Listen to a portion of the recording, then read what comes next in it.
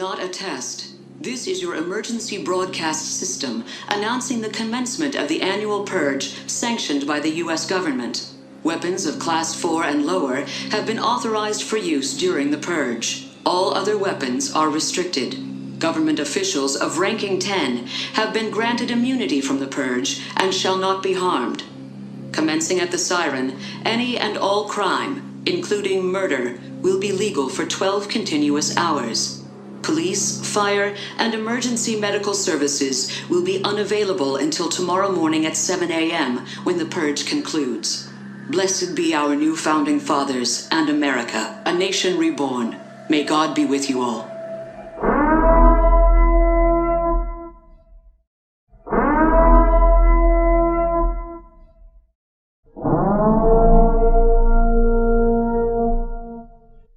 And when he had opened the second seal, I heard the second beast say, "Come and see."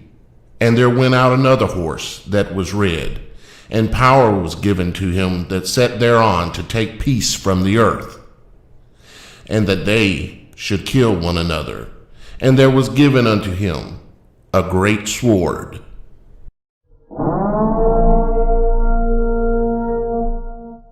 So what are we expecting both there in Minneapolis and across the country? Well, Diane, I think one real powerful moment is you mentioned certainly the Floyd family meeting privately with President Biden. Well, right around that time or immediately after, the governor here, Governor Walz, has signed a proclamation urging residents in Minnesota and Minneapolis to observe 9 minutes and 29 seconds of silence, representing the 9 minutes and 29 seconds that Derek Chauvin knelt on George Floyd's neck. But hold on. Go. Down. Behind the engine block. Behind the engine block. All right, we're going to check in with Alex in a bit. It sounds like there may be some trouble there in Minneapolis. We're going to check in with them. Obviously, we hope that they are safe. And I want to go back to Alex Perche now at George Floyd Plaza. Alex, we were talking to you just a few minutes ago. You had to cut away. You had us all worried there. Can you tell us a little bit about what happened and more importantly, that you guys are okay? Well, look, it's not going to be signed in time, at least according to the timeline that the White House and U.S. President Joe Biden had. They wanted this bill of comprehensive police reform to be... just got to be careful here with some gunshots. Excuse us.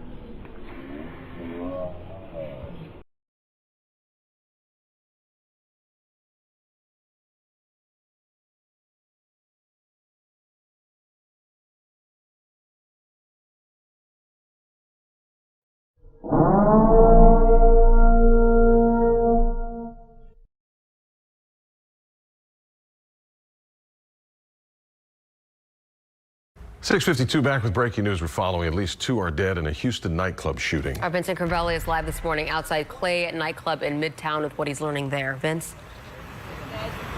Lisa, the gunfight started around 1:30 this morning, and investigators say that at least 4 people were shot. Authorities say that early this morning, a man inside the club opened fire. Then an off-duty sheriff's deputy working a security detail returned fire and possibly killed the suspect. Detectives say 4 men were shot, 2 died, and the 2 others were taken to a nearby hospital. One is in critical condition. The other is stable. No deputies were hurt in the shooting, and right now detectives are reviewing surveillance footage, trying to determine if the suspect is indeed dead or if they escaped. Reporting live in Midtown, Vincent Crivelli, KPRC 2 News. Good morning. Earlier this evening, this billiard establishment was rented out for a concert.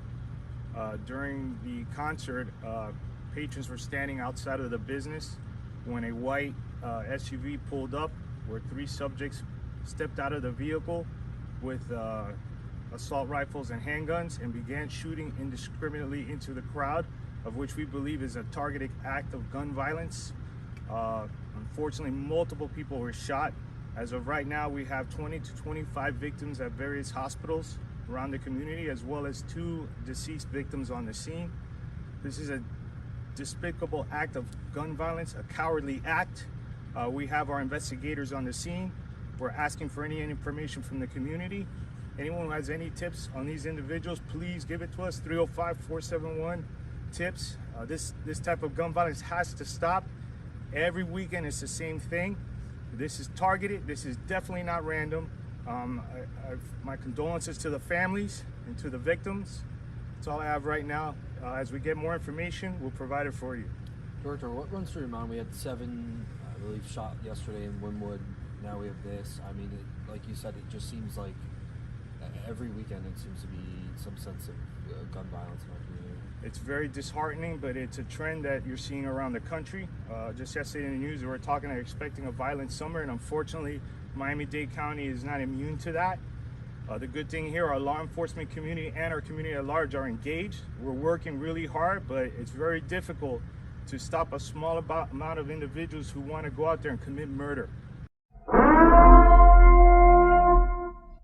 New developments after the deadly mass shooting at the VTA rail yard in San Jose, California. Investigators finding a massive arsenal at the attacker's home. The city in mourning as well. Hundreds at a vigil for the 9 lives lost. VTA workers wearing T-shirts with the faces of their fallen colleagues. And new surveillance video showing the gunman walking calmly in the middle of his killing spree. Here's ABC's Kaylee Hartung in San Jose. Tonight, the first look at the arsenal the gunman amassed in San Jose. Investigators finding multiple cans of gasoline, a dozen firearms, and 25,000 rounds of ammunition at the home of the Transportation Authority employee who killed 9 of his co-workers. We begin in Minnesota with NBC News correspondent Megan Fitzgerald. She is in Brooklyn Center. Megan, I'm going to play some of the body cam video of the moment when 20-year-old Daunte Wright was pulled over and then ask you a question on the other side. But I just want to give a warning to our viewers before they watch. This video is disturbing. Here it is.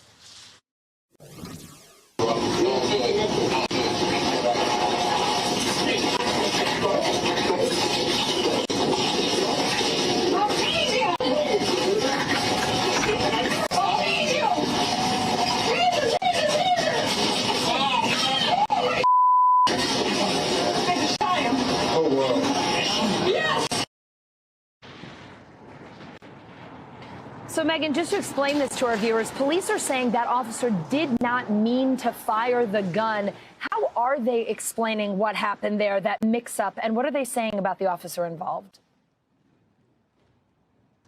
So, Allison, yeah, disturbing video that you just played there. It was played at a press conference earlier today. And so the police chief of Brooklyn Center said this was an accidental shooting.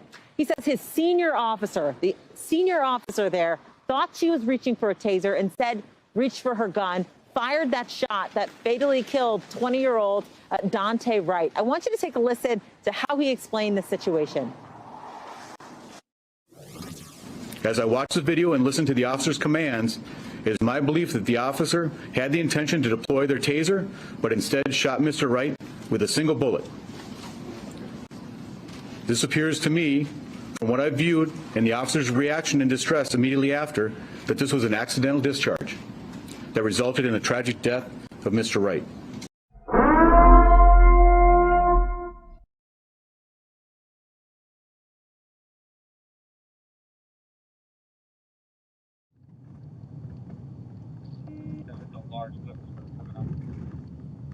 House fully engulfed.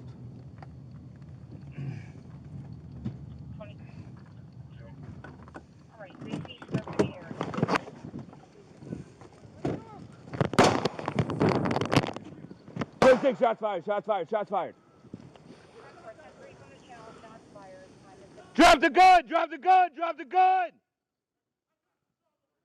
Go, go, go, go, go! Move in, move in!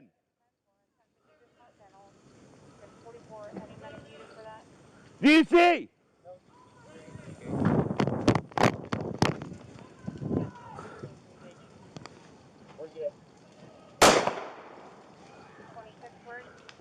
.26, shots fired, subject down. 10-4, shots fired, subject down. 642, Maury and Kelly's, Maury and Kelly's. One subject down. 10-4, subject down, 10-3 on the channel, is unemployed, 644, stand by.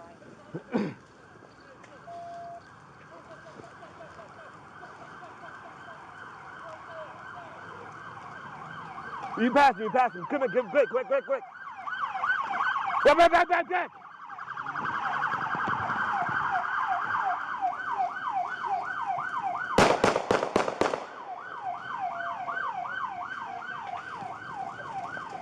He still got the gun, he still got the gun. He still got the gun.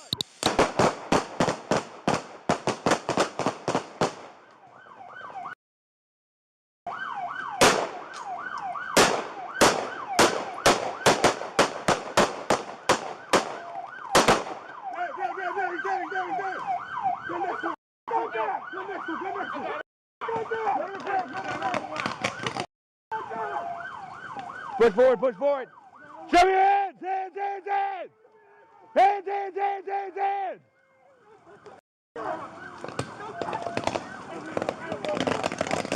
Pull him out! Grab his hand, pull him out! I'm coming.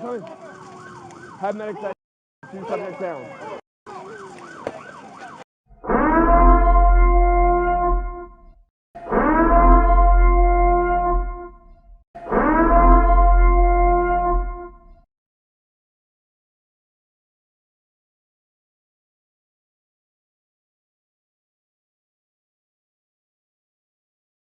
I've got one that can see. Logic before authority.